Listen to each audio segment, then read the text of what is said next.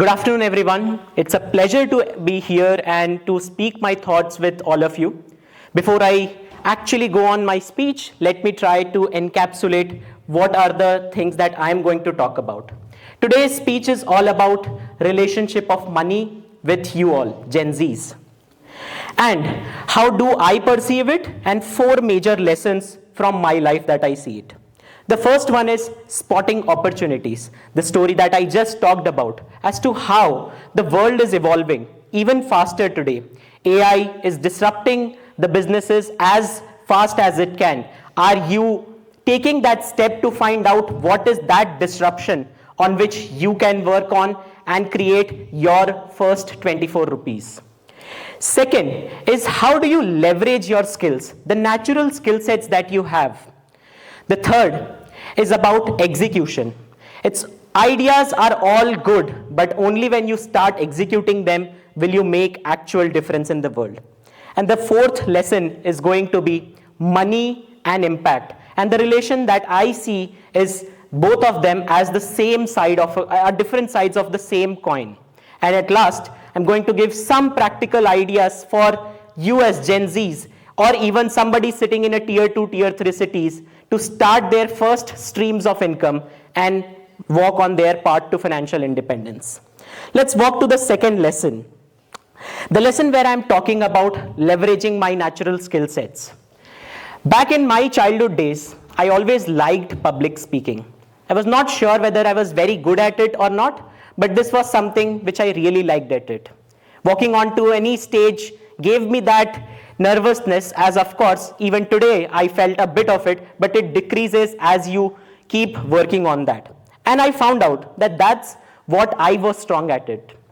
Leveraging my skill sets to communicate my ideas. And back in school, I started participating in a lot of debates, elocutions, speeches, etc.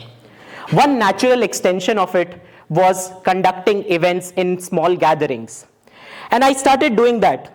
At one fine day, some gentleman came to me and said, I would pay you to host this one small event that's happening. And I still remember it was a small Garba night that was conducted in my small city. I was amazed. I was once again very small. Do I even deserve money to just go and speak in some event? But time passed by and I realized that it was my skills that, if channelized properly, can help me generate income. And my message was clear to all of you. What is that one skill where you think you are the most strong at? Whether it is about playing football or about baking cakes or about anything, like if it's about dancing, figure out where you are strong at it and develop a niche skill set in it. Go so deep that nobody can compete you in that one skill set that you master at. And then the world becomes much easier for you. It's all about self-identification. But the path to that self-identification goes through a process of elimination. You will start learning about different skills, and you will come at a point where you realize that different skills come to a final funneling kind of approach where you have one skill set that you master at. And in this one entire process, you will also hear society saying many things at you. Whether that person should play football at the cost of the studies. Don't listen to them. That was the one piece of advice that I got from my parents, and that I kind of pass it on whenever I have the opportunity to. Listen to what your heart says and keep sticking to it as you move ahead, and you will become good at whatever skill set you are trying to develop. And that is how you leverage your natural skill sets. The third lesson that I was talking about is execution. Spotting ideas and having your natural skill sets are all good. But unless you execute them, you are never going to realize the efforts, you are never going to actually come and make a difference in this world. And that is when I take you to fast forward to my college days. A fresh student from a tier 3 city, tier 3 village in Odisha, coming to Delhi University, starting to study, as all of you, in economics. I started my studies in economics with this one goal: how can I differentiate myself from my peers? What is it that I can do that can help me gain that X advantage, to say so? And when I decided the case competitions are a good way that I can sort of differentiate myself. I was studying economics, I knew some bit of finance and accounting as well because of my commerce background. And that was a natural extension. People at that time were not much aware about case solving. It was a thing that was of the Western countries, more like where you hear Harvard business case and all the other patterns in which other Western universities teach their MBA schools. But I thought, let's start. And I started going to a couple of case competitions, national ones. Failed miserably at it. First 10, 20 competitions, couldn't even make past the first round. But after each of those competitions, I was wiser about one new idea or one new sector after that competition got over. And that kept on building for a period of time. And one point came where I had my break even, and I was able to, sort of go ahead that curve and started winning competitions. Fortunately, won at places like Harvard, World Asian Case Competition, KPMG, Flipkart, even got the opportunity to represent India at the Commonwealth Youth Parliament. All of these things now created different conversations. People near me, my peers, my juniors, wanted to learn how do they also do this. One-on-one communication started happening. I was helping people understand about case solving, how can they leverage their skill sets. But you realize that at some point you cannot scale such ventures. And at that point, I took a more structured approach. I, as a solo founder, started Case Ace, the world's first comprehensive guide to solving case competitions back then. As a solo founder, I not only made my website, created the content, marketed, and also scaled it to more than 10,000 members at one point. And that is how I realized that the ideas that I had were only put in use when I was able to execute them. And the message is clear to all of you. What do you think matters more to you is execution. How can you take that first step? The first steps will always be not very fine steps. If you are looking at something called perfectionism, that is not real.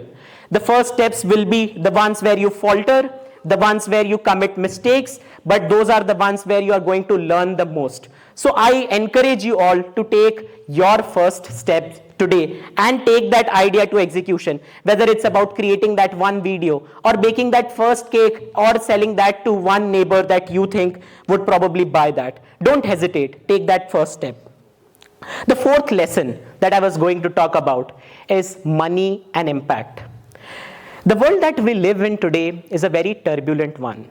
You see crises all around, geopolitical tensions all around, whether it's Middle East, now US, or you take Russia, Ukraine.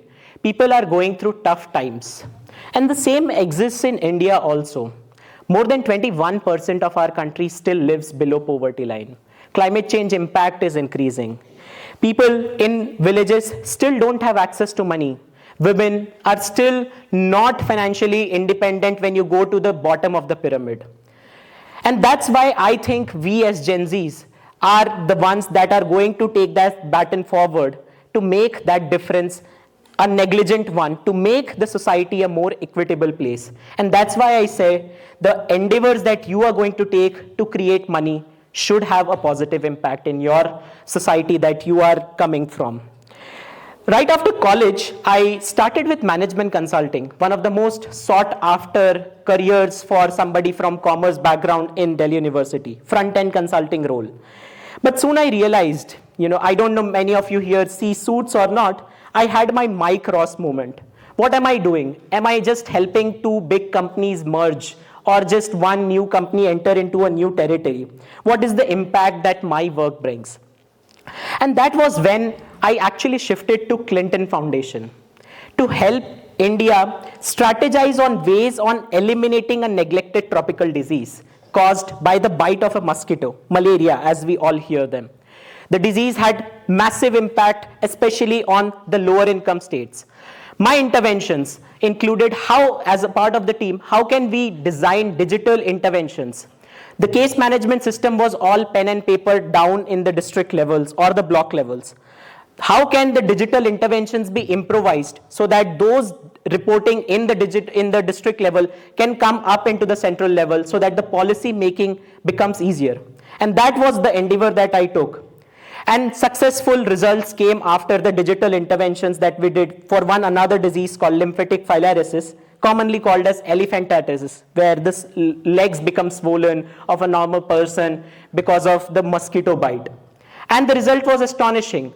Public policy responses become much faster when we took this digitalization impact. The next endeavor came in my life is when I am currently working at the World Bank Group as one of the youngest employees in the South Asia region, covering 6 countries: India, Bangladesh, Bhutan, Nepal, Sri Lanka, and Maldives. My focus still continues to be the same. How can my work create an impact? Whether it's climate change, whether it's gender, or whether it's about advancing the women equality in the society. And if all of you are thinking how impact and money relates, let me give you a quick statistics. After my college, when I first had my placement to today, I've been able to increase my income by 4 to 5x, even in the impact sector.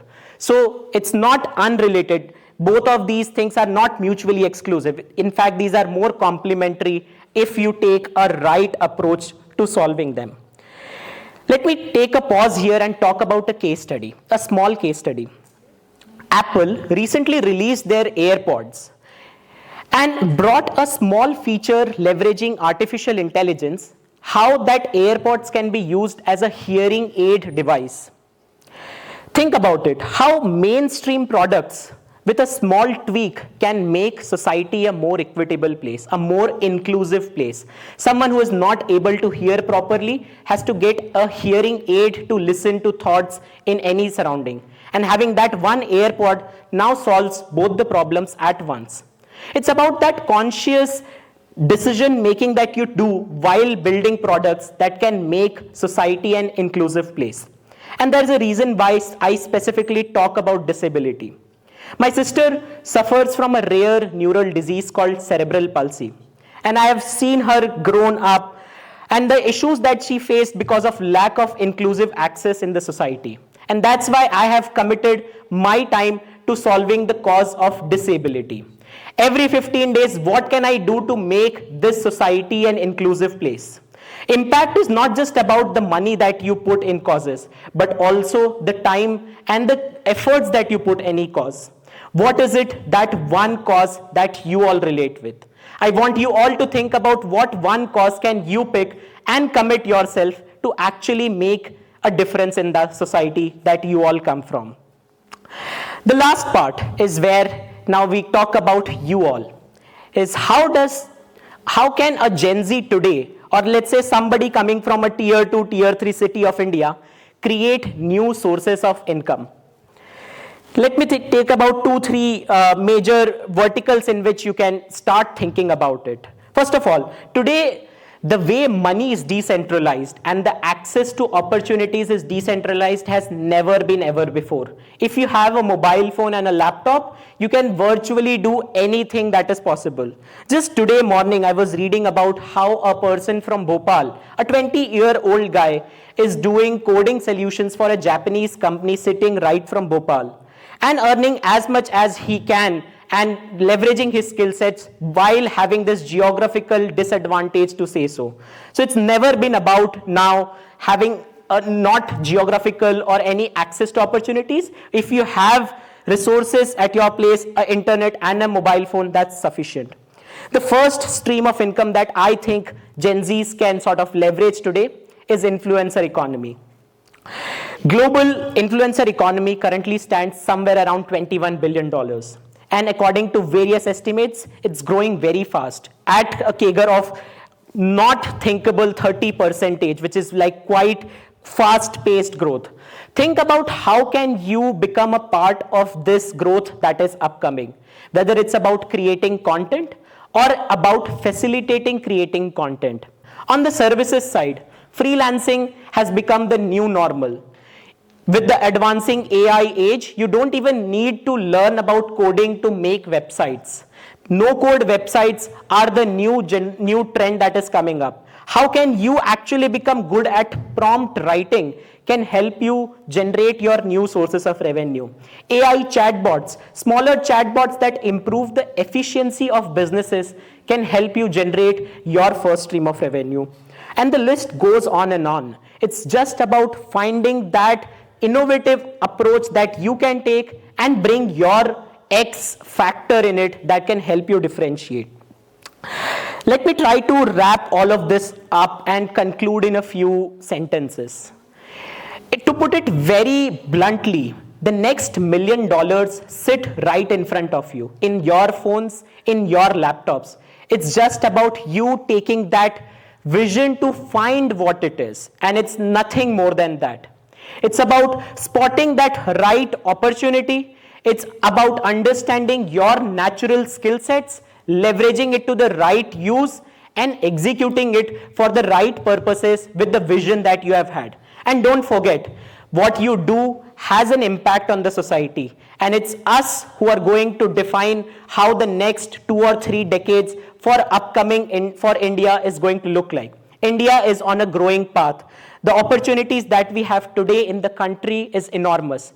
All it takes is to identify the ones that we have. People living outside the country are all now trying to come back into the country because it's the India story that is going to stand out in the next 2-3 decades.